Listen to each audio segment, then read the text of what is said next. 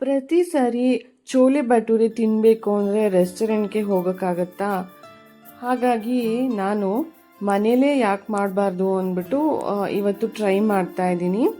So ಬನ್ನಿ, ಪರ್ಫೆಕ್ಟಾಗಿ restaurant ಸ್ಟೈಲಲ್ಲಿ ಟೇಸ್ಟಿಯಾಗಿ ಹೇಗೆ ಚೋಲೆ ಭಟೂರನ ಪ್ರಿಪೇರ್ ಮಾಡ್ಬೋದು ಅಂತ ಹೇಳ್ಕೊಡ್ತೀನಿ. ಹಾಯ್ ಫ್ರೆಂಡ್ಸ್, ನಮಸ್ಕಾರ. Welcome back to Veena Mahendra vlogs. Puri sagu ಅಥವಾ ಪೂರಿ ಪಲ್ಯ ಎಲ್ಲ ಕಾಮನ್ ಅಲ್ವಾ, ನಾವು ಸೌತ್ ಇಂಡಿಯನ್ಸ್ ತುಂಬ ಮಾಡ್ತೀವಿ. ಆದರೆ ಚೋಲೆ ಭಟೂರೆ ಸ್ವಲ್ಪ ಡಿಫ್ರೆಂಟ್ ಆಗಿರುತ್ತೆ. ಇದು ಒಂದು ನಾರ್ತ್ ಇಂಡಿಯನ್ ಡಿಶ್. ಬನ್ನಿ ಇವತ್ತು ಹೇಗೆ ಮಾಡೋದು ಅಂತ ನೋಡ್ಕೊಂಬರೋಣ. ಇಲ್ಲಿ ನಾನು ಒಂದು 1/4 kg ಕಾಬೂಲ್ ಕಡಲೆ ತಗೊಂಡು ಓವರ್ನೈಟ್ ನೆನೆಸ್ಕೊಂಡು ತೆಗೆದಿಟ್ಕೊಂಡಿದ್ದೀನಿ. ಅದನ್ನು ಒಂದು ಚಿಕ್ಕ ಕುಕ್ಕರ್ ಪ್ಯಾನ್ಗೆ ಹಾಕಿಬಿಟ್ಟು ಮತ್ತು ಒಂದು ಪೀಸು ಚಕ್ಕೆ ಮತ್ತು ಹಾಗೆ ಕಲ್ಲುಪ್ಪು ಹಾಕ್ಕೊಂಡು ನೋಡಿ 1-2 ಗ್ಲಾಸು ನೀರು ಸೇರಿಸ್ಕೊಂಡು 1-2 ವಿಸಿಲ್ ಕೂಗಿಸ್ಕೊತಾ ಇದ್ದೀನಿ. ಈ ಕಾಬೂಲ್ ಕಡಲೆ ಬೇಯೋಷ್ಟೊತ್ತಿಗೆ ನಾವು ಭಟೂರೆಗೆ ಹಿಟ್ಟು ರೆಡಿ ಮಾಡ್ಕೊಳ್ಳೋಣ. ಒಂದು ಅಗಲವಾದ ಪಾತ್ರೆ ಅಥವಾ ದೊಡ್ಡ ತಟ್ಟೆ ತಗೊಂಡು ಅದಕ್ಕೆ ನಾನು ಈಗ 1 ಕಪ್ ಅಳತೆಯಲ್ಲಿ ಮೈದಾ ಹಿಟ್ಟು ಹಾಕ್ಕೋತಾ ಇದ್ದೀನಿ. 3 ಸ್ಪೂನು ಚಿರೋಟಿ ರವೆ ಸಹ ಸೇರಿಸ್ಕೊತಾ ಇದ್ದೀನಿ.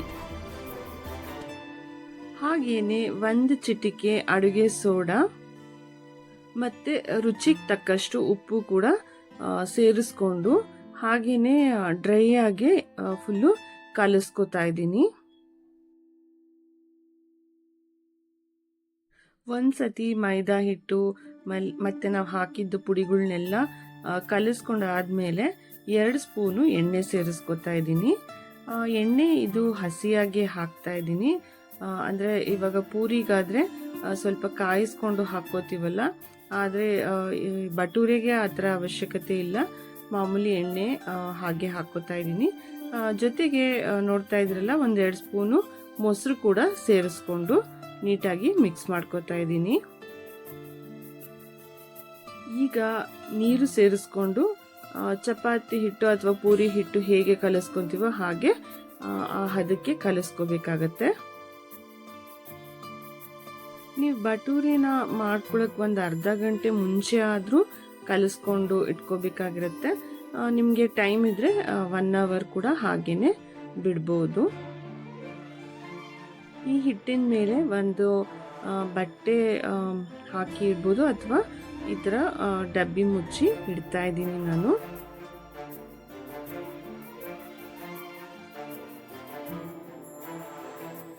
ಕಾಬೂಲ್ ಕಡಲೆ ಈಗ ಬೆಂದಿದೆ.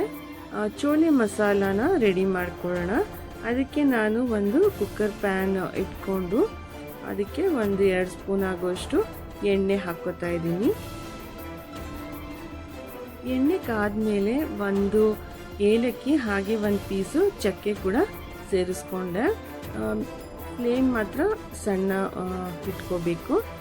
ನೋಡ್ತಾ ಇದ್ರಲ್ಲ, ಈಗ ಒಂದು ತಟ್ಟೆಯಲ್ಲಿ 3 ಈರುಳ್ಳಿ ಸಣ್ಣದಾಗಿ ಹೆಚ್ಚಿಟ್ಕೊಂಡಿದ್ದೀನಿ. ಹಾಗೆ 1 ಸ್ಪೂನು ಶುಂಠಿ ಬೆಳ್ಳುಳ್ಳಿ ಪೇಸ್ಟ್ ಮತ್ತು 4 ಹಸಿ ಟೊಮೊಟೊನೇ ಸಣ್ಣದಾಗಿ ಪೀಸ್ ಮಾಡಿಕೊಂಡು ಮಿಕ್ಸಿಲಿ ರುಬ್ಬಿಟ್ಕೊಂಡಿದ್ದೀನಿ. ಈಗ ನಾನು ಈರುಳ್ಳಿನ ಸೇರಿಸ್ಕೊಂಡು ಫ್ರೈ ಮಾಡ್ತಾ ಅದು ಸ್ವಲ್ಪ ಫ್ರೈ ಆಗಿದ ನಂತರ 1 ಸ್ಪೂನು ಶುಂಠಿ ಬೆಳ್ಳುಳ್ಳಿ ಕೂಡ ಸೇರಿಸ್ಕೊಂಡು ಫ್ರೈ ಮಾಡ್ಕೋತಾ ಇದ್ದೀನಿ.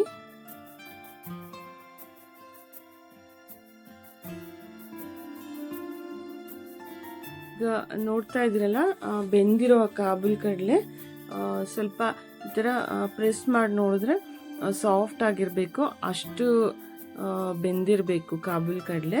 ಅದನ್ನು ಕೂಡ ನಾನು ಇವಾಗ ಈ ಈರುಳ್ಳಿ ಫ್ರೈ ಮಾಡ್ತಿದ್ದೀವಲ್ಲ ಇದಕ್ಕೆ ಸೇರಿಸ್ಕೊಂಡು ಮತ್ತು ಟೊಮೊಟೊ ರುಬ್ಬಿಟ್ಕೊಂಡಿದ್ವಲ್ಲ ಆ ಟೊಮೊಟೊ ಪ್ಯೂರಿ ಕೂಡ ಸೇರಿಸ್ಕೊಂಡು ಒಂದ್ಸತಿ ಚೆನ್ನಾಗಿ ಮಿಕ್ಸ್ ಮಾಡ್ಕೋತಾ ಇದ್ದೀನಿ.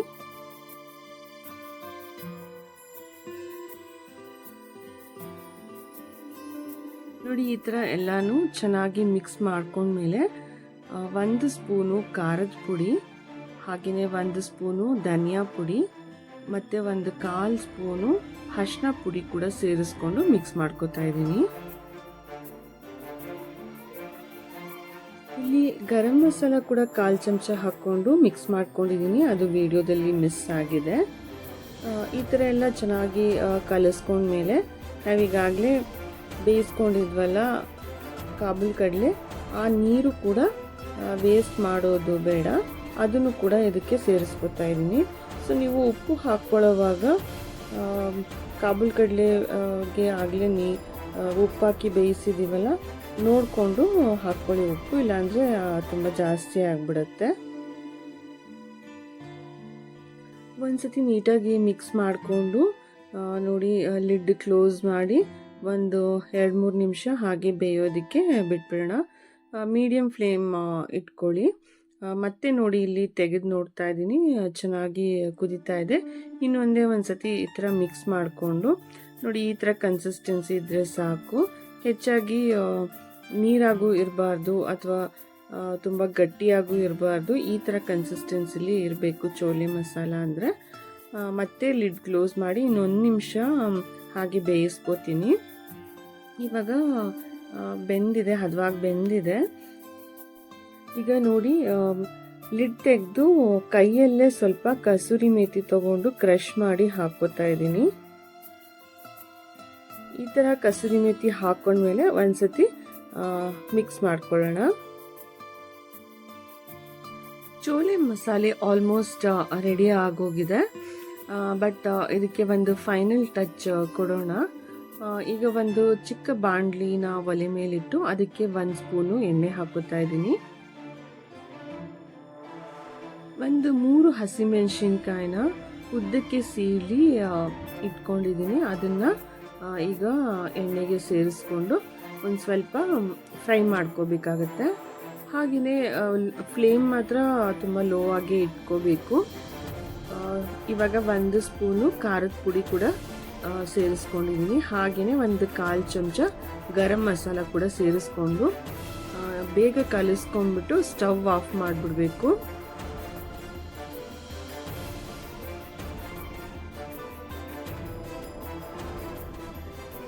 ಈಗ ಇದನ್ನ ಚೋಲೆ ಮಸಾಲೆಗೆ ಸೇರಿಸ್ಕೊಳ್ಳೋಣ. ನೋಡಿ ಈ ಥರ ಇದನ್ನೆಲ್ಲ ಹಾಕ್ಕೊಂಡು ಮತ್ತೆ ಒಂದ್ಸತಿ ಮಿಕ್ಸ್ ಮಾಡ್ಕೊತಾ ಇದ್ದೀನಿ. ಈಗ ಚೋಲೆ ಮಸಾಲ ರೆಡಿ ಆಗಿ ಹೋಯ್ತು.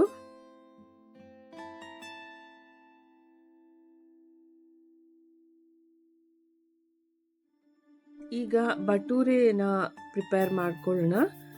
ಇದಕ್ಕೆ ನಾನು ಒಂದು ಪ್ಯಾನ್ ಒಲೆ ಮೇಲೆ ಇಟ್ಕೊಂಡು ಎಷ್ಟು ಬೇಕೋ ಅಷ್ಟು ಎಣ್ಣೆ ಹಾಕ್ಕೊಂಡಿದ್ದೀನಿ, ಅಂದರೆ ಡೀಪ್ ಫ್ರೈ ಮಾಡಬೇಕಲ್ಲ. ಸೊ ಹಾಗಾಗಿ ಒಂದು ಅರ್ಧದಷ್ಟು ಎಣ್ಣೆ ಹಾಕ್ಕೊಂಡಿದ್ದೀನಿ. ಹಾಗೇನೆ ನಾನು ಈ ಬಟೂರಿನ ಲಟ್ಟಿಸಿ ಇಟ್ಕೊಂಡಿದ್ದೀನಿ. ಇದು ಆಲ್ಮೋಸ್ಟ್ ಪೂರಿ ಥರನೇ, ಆದ್ರೂ ಸ್ವಲ್ಪ ಶೇಪ್ ಡಿಫ್ರೆಂಟ್ ಆಗಿರುತ್ತೆ, ಅಂದರೆ ಓವಲ್ ಶೇಪ್ ಅಂತಲೇ ಹೇಳ್ಬೋದು. ಹಾಗಾಗಿ ನಾನು ಎಲ್ಲ ಲಟ್ಟಿಸಿ ಇಟ್ಕೊಂಡಿದ್ದೀನಿ. ಇವಾಗ ಎಣ್ಣೆ ಕಾದಿದೆಯೋ ಇಲ್ವ ಅಂತ ನೋಡೋದಕ್ಕೆ ಒಂದು ಸಣ್ಣ ಪೀಸು ಹಿಟ್ಟು ಹಾಕಿದ್ದೆ, ಅದು ತೇಲಿ ಬಂತಲ್ಲ, ಆಗ ಎಣ್ಣೆ ಕಾದಿದೆ ಅಂತ ಅರ್ಥ. ನೋಡಿ ಇವಾಗ ಈ ಥರ ಒಂದೊಂದಾಗಿ ಬಟೂರೆಗಳನ್ನ ಹಾಕ್ಕೊಂಡು ಮೇಲೆ ಪ್ರೆಸ್ ಮಾಡಿಕೊಂಡ್ರೆ ನೀಟಾಗಿ ಉಬ್ಕೊಂಡು ಬರುತ್ತೆ. ಸೊ 2 ಕಡೆ ಚೆನ್ನಾಗಿ ಡೀಪ್ ಫ್ರೈ ಮಾಡ್ಕೊಂಡ್ಮೇಲೆ ಒಂದೊಂದಾಗಿ ತೆಗೆದಿಟ್ಕೋತಾ ಇದ್ದೀನಿ.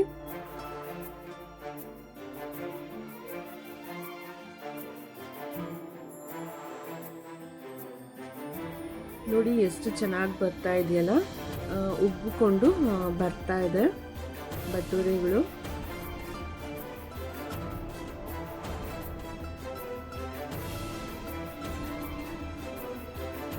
ಹೆಲ್ತ್ ಕಾನ್ಷಿಯಸ್ ಇರೋರು ಮೈದಾ ತಿನ್ನೋದು ಒಳ್ಳೇದಲ್ಲ ಅಂತ ಅನ್ಕೋಬೋದು.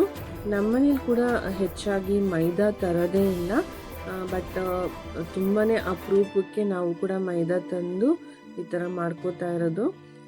ಒಂದೊಂದು ಸಾರಿ ತಿನ್ನಬೇಕು ಅಂತ ಅನಿಸುತ್ತಲ್ಲ, ಹಾಗಾಗಿ ಇವತ್ತು ಚೋಲೆ ಭಟೂರ ಮಾಡ್ಕೊಂಡಿದ್ದೀನಿ. ಈ ಚೋಲೆ ಭಟೂರನ ಬ್ರೇಕ್ಫಾಸ್ಟ್, ಲಂಚ್ ಅಥವಾ ಡಿನ್ನರ್ಗೆ ಮಾಡ್ಕೋಬಹುದು. ಇದನ್ನ ಉಪ್ಪಿನಕಾಯಿ ಮತ್ತು ಡೀಪ್ ಫ್ರೈ ಮಾಡಿದ ಹಸಿಮೆಣಸಿನ್ಕಾಯಿ ಜೊತೆಗೆ ನಂಚ್ಕೊಂಡು ತಿಂದರೆ ಇನ್ನೂ ತುಂಬಾ ಚೆನ್ನಾಗಿರುತ್ತೆ.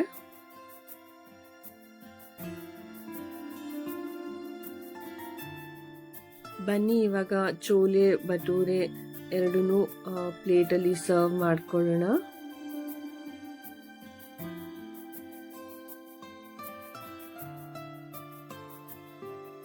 ಚೋಲೆ ಭಟೂರೆ ಅಂತೂ ಸೇಮ್ ರೆಸ್ಟೋರೆಂಟ್ ಟೇಸ್ಟಲ್ಲೇ ಬಂದಿತ್ತು.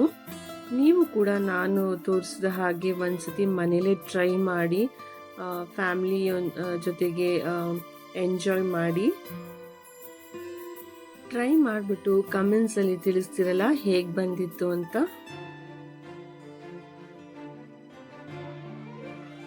ಹಾಗೆ ಬೆಲ್ ಐಕಾನ್ ಪ್ರೆಸ್ ಮಾಡಿ ನೋಟಿಫಿಕೇಶನ್ ಆನ್ ಮಾಡ್ಕೊಳ್ಳಿ. ನಾನು ಹಾಕೋ ವಿಡಿಯೋ ಇಮ್ಮಿಡಿಯೇಟಾಗಿ ನಿಮಗೆ ನೋಟಿಫಿಕೇಶನ್ ಬರುತ್ತೆ.